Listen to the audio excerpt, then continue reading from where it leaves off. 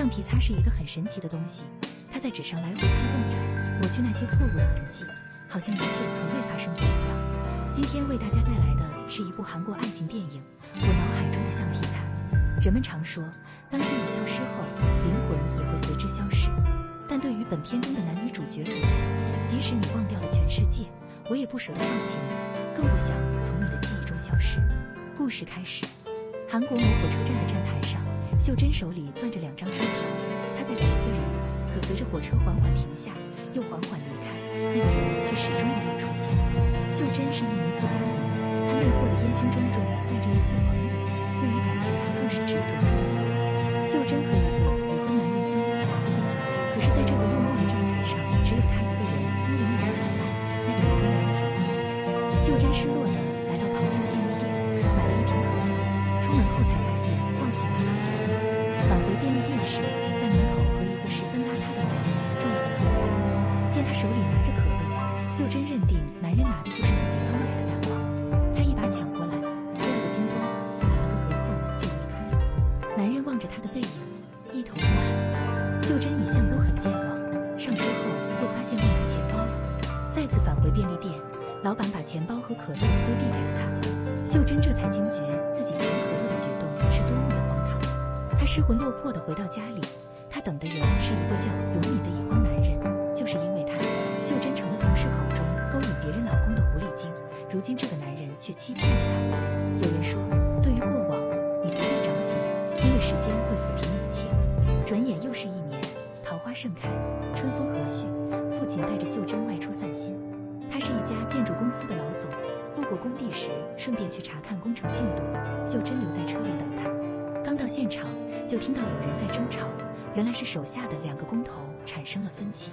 一个叫哲洙的人认为，为了保证工程质量，必须要延迟开工。此时的秀珍隔着车窗认出了哲洙，他不就是那个被自己抢了可乐的男人吗？几天后，秀珍的同事装修办公室出了问题，为了帮同事渡过难关，秀珍打电话请求父亲帮忙。第2天，父亲带秀珍去见了一个人。当电梯门打开后，秀珍又见到了哲洙。便利店门口的那一幕，仿佛就在昨天。他们四目相对，秀珍尴尬地转移目光。看着哲洙的背影，秀珍默默地去买了1罐可乐。突然，一双大手从背后伸出，秀珍还没反应过来，哲洙就利索地打开可乐，仰起头喝了起来。走在回家的路上，想起刚才的画面，秀珍还忍不住地傻笑。此时，一个飞车党疾驰而来，抢走了她的包。哲洙看到后，顺势推开车门，盗贼瞬间被撞飞。哲洙帮秀珍修好了包包，自己车的挡风玻璃已经被震碎，他干脆全部抢掉。随后他开着这辆敞篷车送她回家。黑夜中，2人一个带着潜水镜，一个带着电焊照，样子滑稽又搞笑。随后的日子，哲洙依旧在工地上热火朝天地工作，有时秀珍会特意去找他，见他自己混得不进家。晚上，他会假装从小吃中醒过来，制造一个安稳心的环境。2人安静地依偎在一起，秀珍跟情飞起了一点热气，浓烈的味道让他猝不及防。突然，哲洙上来点了头，就这样，2人成为了男女朋友，就像所有热恋中的情侣一样。他们说着情话，做着亲密的动作，还想着彼此的体温和味道。不久后，秀珍为哲洙亲手做了一身帅气的西装。他去参加建筑师考试，秀珍就一直在外面等着他。在落日的金色下，他们相互依偎着走过爱情长廊。有了爱情的滋润，秀珍总是不自觉地笑出声。父亲看出了他的怒容，提出要见见那个小伙子。哲洙不愿意见他父母，他说秀珍是公主，而他却是个乞丐。可秀珍铁了心就是要嫁给他，父母这一关迟早都要面对。餐厅见面那天，气氛异常尴尬。秀珍的父亲嫌弃哲洙没有父母没人家，而哲洙脾气也很倔强，自尊心又强，根本不愿低头。此时，夹在中间的秀珍伤心欲绝，晕倒在了大雨中。哲洙抱起她，不顾一切地冲进了医院。还好，只是伤心过度，身体并没有大碍。医院里刚刚醒来的秀珍抱着哲洙，就是不愿放开。看到他们如此相爱，爸爸也默默地同意。结婚那天，他穿着洁白婚纱缓缓走来，宛若仙子。婚后，他们的日子过得十分甜蜜，每天都会黏在一起。不久后，哲洙也顺利拿到了建筑师资格证。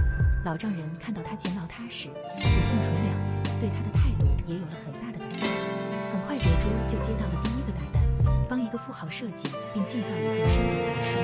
秀珍对丈夫的成功感到很是兴奋和骄傲，可她却觉得最近自己的记性越来越不好，有时甚至很难找到回家的路，就连她自己家的门也会小心翼翼，生怕找错了地方。他们一起规划着未来，折中打算在一片山地上建造他们的新家，温馨而浪漫。一切看起来都是那么美好，可命运似乎偏袒了他们。很快，他们平静的生活就被打乱。先是折珠的母亲找上门来，让儿子帮她还高利贷。在秀珍的劝导下，折珠花光了所有积蓄，帮母亲度过了难关。接着，那个抛弃秀珍的永敏被调回了公司。面对永敏，秀珍觉得既尴尬又惊讶。紧接着，秀珍的记性就越来越差。她去医院做了 CT 检查，医生告诉她，她很可能患上了阿尔茨海默氏症，也就是传说中的老年痴呆症。可秀珍才27岁，医生说年轻人得这种病很罕见，但也不是没有。这种病会导致记忆力衰退、精神崩溃，到最后会忘了自己的家人和朋友，甚至忘了自己。听完医生的话，秀珍一路哭着回到了家，因为害怕忘了折珠，她在笔记本上画满了她的素描。接着她辞掉了工作，专心在家照顾丈夫的生活起居。永敏以为秀珍的辞职与她有关，于是打来电话想约她谈谈。秀珍在赶回公司的路上，意识越来越模糊，连自己要去哪儿都忘了。在工地上准备吃午饭的折珠发现秀珍帮她装了2份米饭，而菜却忘了拿。感觉不对劲的她，最终在医生那里得知了秀珍的病情。眼看幸福生活才刚刚开始，却突然传来噩耗。折珠情绪失控，她无法接受这个残酷的现实。她慌乱地走在大街上，急切地寻找那个熟悉的背影。此时，秀珍遇见了永敏，她牵着她的手，她记起了和永敏相爱的过往，却忘记了她的背叛。等她猛然想起后，觉得心像被针扎了一样痛，仿佛再次失恋一样。她来到棒球场发泄情绪，折珠终于找到了他，想带他回家。他却说：“现在你知道了吧？我脑子里有块橡皮擦，我们分手吧。人不可能幸福一辈子的，如果我连记忆都失去了，那我们的爱还有什么意义？不要再对我那么好了，因为我会全部忘掉的。”他再也忍不住了，眼泪夺眶而出。折珠承诺道：“我会和你一起回忆过去的点点滴滴，不管现实有多残酷，我都会和你一起回忆。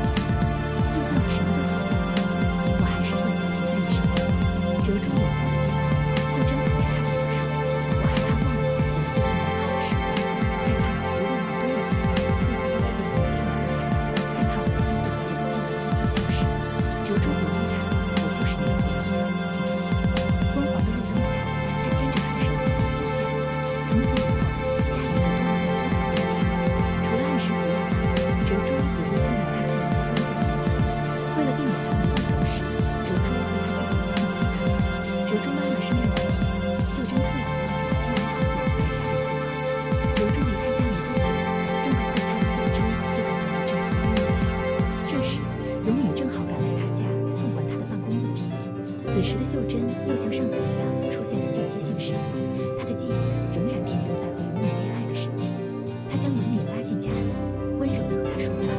这时折珠回到了家，看到眼前永敏，瞬间暴怒，二话不说就用拳头招呼了永敏。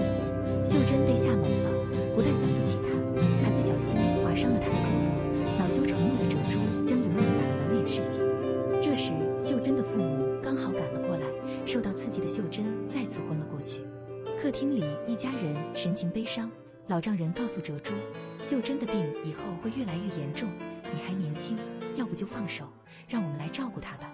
折珠却坚定地说：“她是我妻子，我自己会照顾她的。”这时苏醒后的秀珍走了出来，她完全忘记了刚才发生的事情。更糟糕的是，她出现了小便失禁。折珠看到后挡在她身前，将她推入房间，默默地为她擦拭脚上的尿液。第二天，秀珍缓缓睁开朦胧睡眼，折珠一直守护在她身边，一切还是那么美好，仿佛昨晚什么都没有发生一样。折珠答应要给她造一个新家，于是她连夜做了一个模型。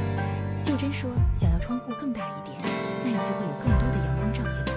折珠刚要转身离开，便听到秀珍说：“我爱你。”折珠露出一丝苦涩的微笑，回应道：“我也爱你。”等她出门后，眼泪却止不住地流了下来。第二天，秀珍看到满屋子的照片和冰淇淋，记忆也在慢慢破碎。当爱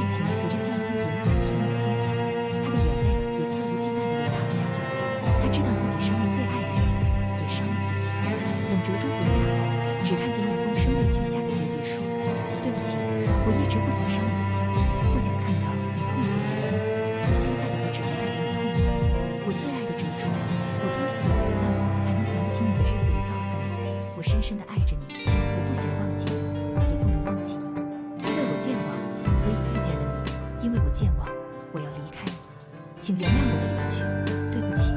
看到这里，哲珠早已泪流满面，心痛得无法呼吸。他撕掉了拟定的离婚协议书，无论保障人怎么劝，他都坚定要去寻找秀珍。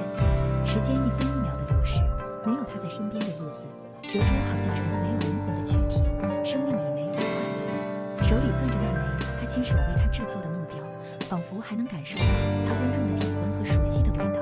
棒球场外依然还能看见他灿烂的笑脸和热情的鼓励。那一天，哲珠在信箱里发现了秀珍寄给他的信，信里写满了对他的思念和不舍，但他又无可奈何。哲珠看到信后，立刻驱车循着地址赶了过去。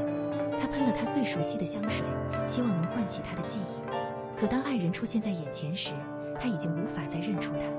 秀珍问道：“我们认识吗？”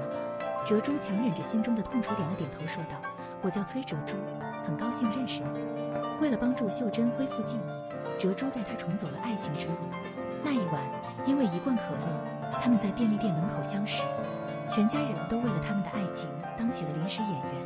这里就好像是天堂，是他们爱情萌芽的地方。看着一张张饱含关怀和期望的脸，秀珍哭了，她的记忆从大脑深处涌现出来。终于，她再次想起了他们爱情的点点滴滴。这一刻，他们相爱着，这就够了。哪怕下一刻他不再记起他，他也会循着记忆找回他，牵着他的手，把他带回家。我脑海中的橡皮擦作为一部经典的催泪电影，这么多年过去了，依然拥有能让人哭到昏厥的魔力。影片故事很简单，但胜在细节的表现。人们往往在感受到生命的紧迫性之后，